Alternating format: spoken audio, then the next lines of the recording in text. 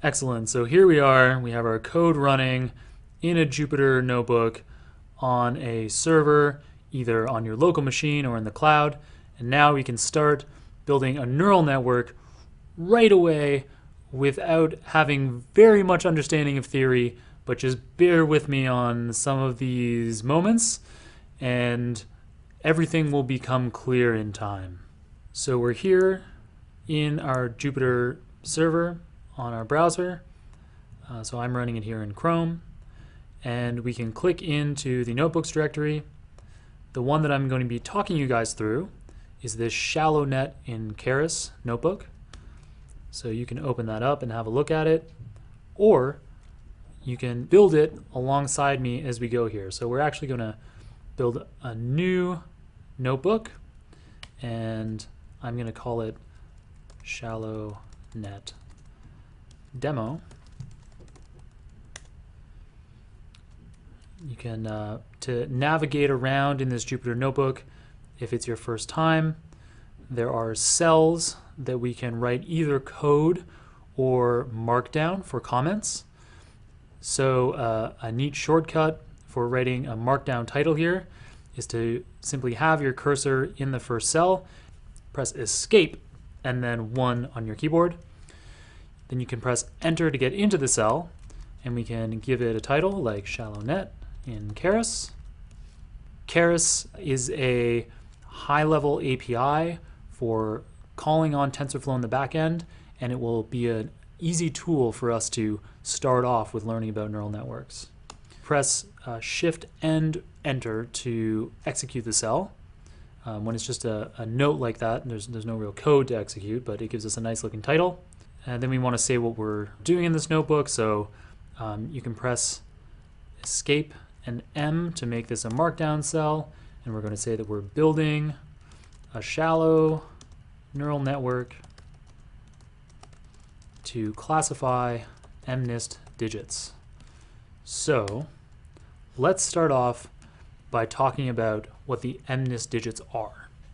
So the MNIST digits, spelled like this, MNIST, are a set of 60,000 images to train on and 10,000 to test on, and they're simply the digits 0 through to 9. So you have zeros, ones, twos, threes, and these were handwritten by people. So they were handwritten by people working for the US Census Bureau, as well as high school students. So the idea was to create this large data set with all different kinds of characters, and this was used by Jan LeCun and his team at AT&T Bell Labs in the 90s to be able to read zip codes on envelopes, so that when mail comes in, people at the US Postal Service don't have to manually read every zip code. And now this kind of technology, based on neural networks, isn't reading just the zip code in modern applications, but it's reading the full address, which means that you need even less human attention to mail being sorted. So every single one of these digits in the data set is a square image that is 28 pixels wide and 28 pixels tall. So in total, we have 28 by 28, 784 pixels in each image. And within the image could be the number 2, just handwritten. And what we're going to do with this neural network is we're going to train on this set of 60,000 handwritten digits, and we're going to be able to classify them surprisingly accurately into the 10 different categories that they could possibly be. So whether it's a 0 or a 1 or a 2, what have you. In order to make sure that you and I are getting the exact same results, we can do something called setting a seed to make reproducible code here. So I press escape on this cell and 4 to enter a level 4 subtitle, and we're just going to say that we're setting the seed for reproducibility, and then shift enter to execute. And now we enter our first lines of code.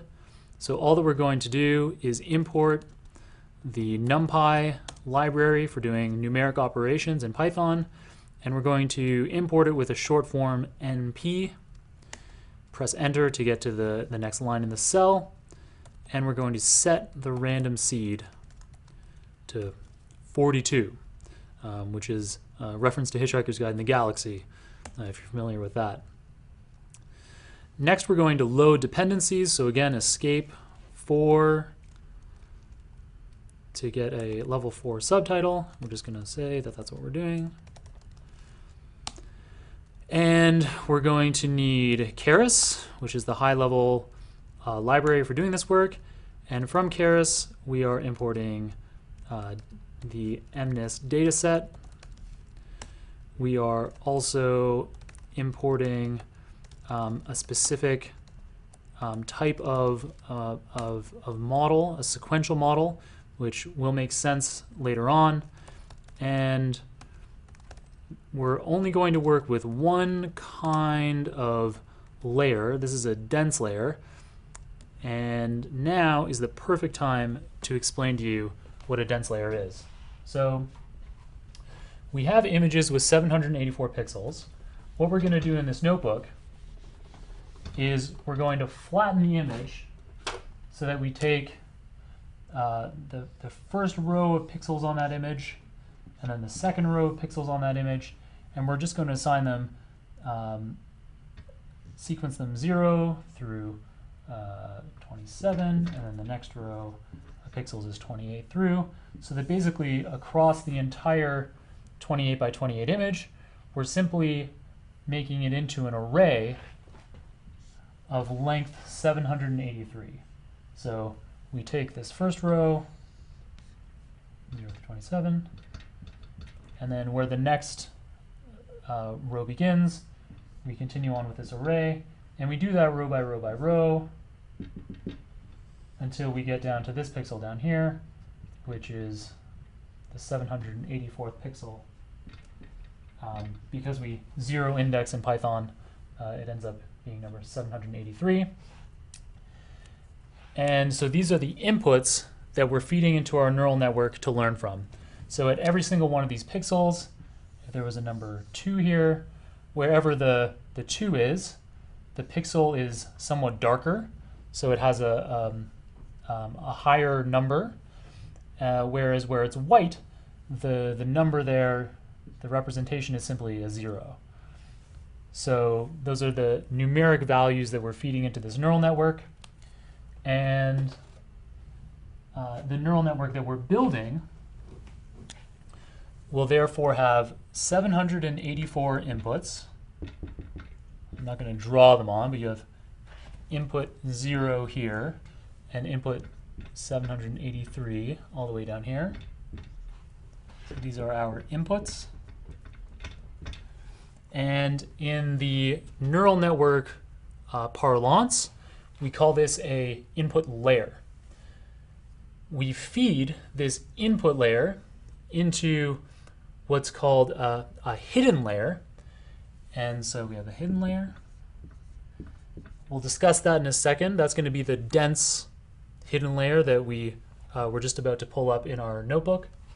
And that hidden layer will eventually we'll set it up to output into an output layer. Let's talk about the output layer first before we talk about the hidden layer in the middle. The output layer is relatively simple to think about. We want this neural network to classify digits 0 through 9. So we simply have 10 output neurons in the output layer. So neuron 0, 1, 2, all the way through to 9. And in this instance, these not only are these numbered 0 through 9, but they actually also literally represent the 9 or the 10 classes of digits that we're trying to distinguish with this network. In the middle is the hidden layer, and specifically, we're making a dense, or sometimes you may see it called a fully connected hidden layer. And the reason why it has this name is however many neurons you have in this hidden layer, they are fully connected to all of the neurons in the layer above as well as in the layer below. So if you pick any given neuron in this hidden layer, it's receiving input from all 784 neurons in the input layer, and then it's outputting to all 10 of the neurons in the output layer. And that's the same for all of the neurons that we have in this dense or fully connected layer. So you can actually choose, as you set up this program, and through these live lessons, we'll figure out what the optimal number is for any given problem. But we're going to choose to have 64 neurons in this hidden layer. So they're numbered 0, 1, 2, all the way through to number 63. So let's carry on Boolean. So import dense. And then another thing that you're going to have to bear with me on if you're unfamiliar with machine learning is that we're also going to be using something called stochastic gradient descent to be doing this learning, and I will explain exactly what that is later on in these live lessons. So now we've loaded all of the libraries and dependencies that we need to be building this shallow network. Now we need to actually load the data. So again, let's create a subtitle to indicate that in our notebook. So I press escape, then 4 to create a level 4 heading. We're going to load data. And as I described earlier, we're going to have 60,000 images in the training set and 10,000 in the test set. The syntax for doing that is like this. So we have our training set and our test set. You can name these whatever you want, but these conventions are quite common to do it this way. So as is common in most areas of machine learning, we have the inputs into a model are typically termed X, and the outputs that we're trying to guess with our model are typically termed Y. Now, in our instance, X are these numeric versions of numbers, and then Y is the specific label as to what that number is. So X is pictures, so you can imagine it's a picture of or a hand-drawn number 4, a hand-drawn number 6, a hand-drawn number 2, whatever. And then in the Y, we actually have that labeled as 4, 6, and 2. The reason why we choose a capital X for the inputs is because it's a matrix. So you can tend to annotate matrices with capital letters, and then Y is just a one-dimensional array. So that tends to be lowercase. We're going to actually have a look at those data in a second. So Shift-Enter to load the data, and that may take a moment on your machine. Once it's ready, you can actually inspect the data. So let's have a look at what the size of our training set is. So as expected, we have 60,000 digits. All of them are 28 by 28 images. And we should, in our training set, have the same count. Of course, yes. And we can actually look at these. So let's have a look at the first 100 instances of Y in the training set. So the first MNIST digit is a picture of a 5, the second one is a 0, the third is a 4. And we can actually kind of see that. So let's look at our training data and see if this kind of looks like a 5.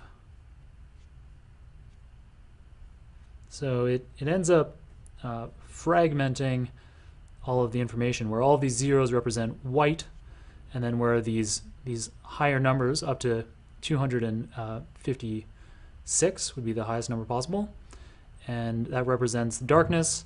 And basically, this is the number 5 right here. So you could look at that in the data as much as you like.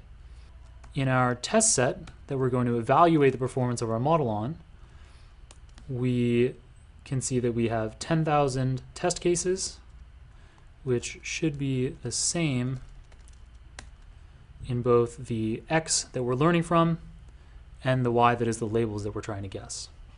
So now that we have the data on our machine, we need to do a little bit of pre-processing to change this two-dimensional input into a one-dimensional one, as well as to change the darknesses from 0 to 255 at each pixel to 0 to 1.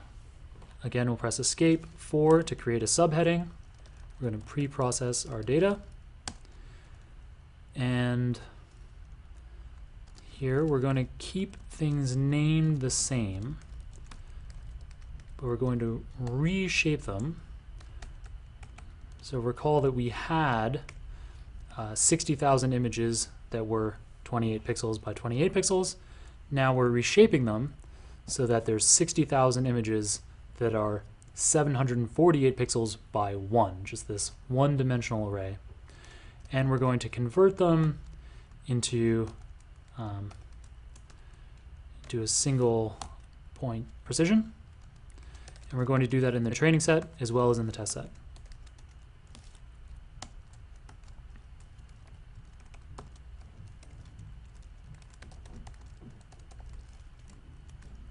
So we should be able to press Shift-Enter, and that will execute. Whoop. Oh, of course. There's only 10,000 in the test set, not 60,000. And then we are going to divide all of the values by 255 to convert them from having the highest value be 255 to the highest value being 1. So now, when we go back and look at our number 5 from the training set,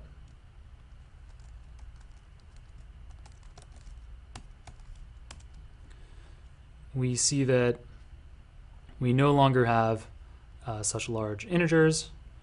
We have instead these single point precision float numbers that go as high as 1. These are very dark. And this is still representing the number 5, but you would no longer be able to scan over it and see that with the human eye, because this is no longer a two-dimensional image. This is now a one-dimensional array. So we have processed our inputs, our X's now. We also need to process our Y's. As we could see above, our Y's were integers from 0 to 9. For the purposes of this kind of neural network, we actually want to have what's called a one-hot encoding. So instead of having every Y represented by the integer, we actually want to have it represented with this kind of output, so that if the image is of a 2, then what the neural network sees is a 0 for all of the output neurons except for the 2, which has a 1 in it. So what we're going to do is we're going to convert all of the Y's into these one-hot encoded categorical variables. So we know that we have 10 different digits, so that's a number of classes that we have to distinguish between. And there's this handy utility in Keras called toCategorical, where we can feed in the training data, tell it how many classes we want, and we do that for both the training and the test sets. Run that cell. And now, when we go back in and look at y-test, so above, when we looked at, we looked at y-train. So let's look at y-train instead. So the very first was a 5. So let's pull that up, change this to train. So now we see that the 0, 1, 2, 3, 4, 5th element in this array is a 1, representing that this is a 5. Now that we have our data structured exactly as we would like it, we can design our neural network. So I pressed escape and 4 to create this subheading. And I already described the network that we're going to be building. We know that we have 784 inputs for each image. I said that we want to have 64 hidden neurons, and we already know that we have 10 outputs. So now we're going to design that explicitly. So because all of these layers feed right into one another, this is a sequential model. And in fact, throughout these live lessons, we will only be building sequential models like that. And so what we're going to do is we're going to add in a dense or fully connected layer with 64 neurons. And bear with me on this one. We haven't talked about activations yet, but soon you will be seeing sigmoid a lot. And then we also need to specify that the input shape is 784 by 1. So that's our middle layer, and then on top of that we need to add our output layer, which is also dense, and it only has 10 neurons because we have 10 classes of digits. And this is going to have a different activation, which once again you'll just have to bear with me for now because I want you guys to be able to see results before we explain everything. And then we can press Shift Enter to execute this cell, and voila, our model has been created. We want confirmation, we want to see it. So how can we do that?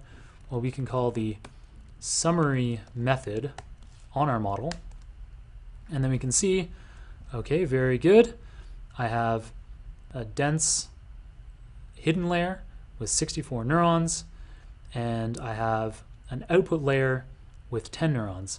Now, you can't see the input layer here, but we know it's there because we specified it. So we know we have 784 inputs, and in fact, that actually shows up in the parameters number here. Because it's fully connected, the parameters here is the 784 input neurons times the 64 neurons in the hidden layer plus another 64 neurons in the hidden layer. We don't need to go into the details of why that math works.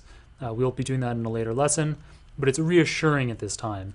And then the second layer is a similar kind of thing. We have 64 neurons multiplied by 10 neurons plus 10 neurons is 650. So everything is going to plan. What we want to do is we need to tell this model how to learn. We'll go over this in more detail later.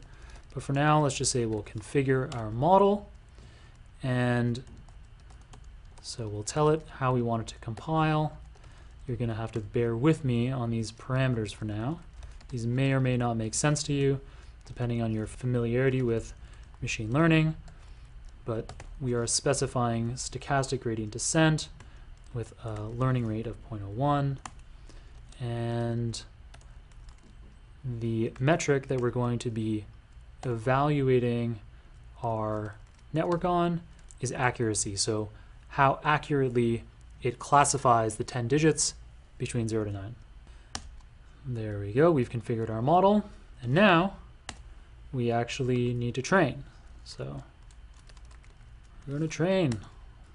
And we can do that by calling the fit method on our model object. We need to tell it what we're training on. So we have the training images that we preprocessed. We have the training labels that we preprocessed, xtrain and ytrain respectively. We have a couple of parameters that you're going to have to just bear with me on for now.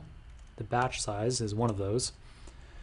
And then we want to tell it how many times we want it to run over the data. So one run over the data is an epoch. For simplicity's sake, we're going to run through the data just one time. And we want some verbosity. We're going to set verbose to 1 so that we have some output to screen and we can see how our network is performing. And then we also have validation data that isn't being used to train on. So these are our testing data, our test images in xtest, and our test labels in ytest, and then Shift-Enter to start training. So there we go. It trained for 1 epoch on 60,000 training samples. It validated on 10,000 samples. And let's see how we did. So what this is saying is on the training data, we had an accuracy of about 9%. And then on the test data that we tried to validate on, we also had an accuracy of about 9%. Now, a neural network should be able to get about 10% right by chance because we have 10 possible outputs. So if it's just throwing random guesses out there, you'd expect about 10%. So this isn't very good. This is this is a chance outcome. But now what we can do is we can train the network for longer. So you can set your number of epochs to some larger number, whatever you have patience for. Let's say 20. And then as it runs, we can see that as the neural network gets the data again, the training data again, so in the first epoch, it's going through all 60,000 samples once. In the second epoch, it's going through all 60,000 samples again. And each time, it gets better and better. So our accuracy goes from 10% on the first epoch, 14% in the second, and by the 20th, we have 33% accuracy on the training data. And then on the test data, we also have 34% accuracy. So this is starting to show that this isn't chance. This network is starting to learn how to classify digits. Now, separately, we won't sit here and watch this run, but you can set it to 200 epochs at home and restart your kernel, because in fact, if you now just run this one line, it will continue with the training that it already had. If we run it for another 20 epochs, it will in fact have been training for 40 in total. So we're going to restart this whole notebook by clicking on kernel at the top and then restart and run all. So this will clear everything from memory, run the whole notebook again, and we're not going to wait for this to get all the way to 200, but I can tell you that it will get to 86% accuracy on the training data and also 86 or 87% accuracy on the validation data. So that starts to sound pretty bloody good, and we haven't even gotten started. So I can tell you that 200 epochs is quite a long time to be running a neural network. We should be able to do this in fewer epochs. There are all kinds of ways that we can make this neural network more powerful, and we'll do that in the coming lessons. But already to start, you have this shallow neural network with one hidden layer that is doing a pretty good job of classifying these digits accurately. And it's not an easy task. If we had to manually program this computer to be figuring out where the curves were and how a 2 is different from a 3, that sounds like a lot of work. But we were just able to set up this neural network to do it in a matter of minutes.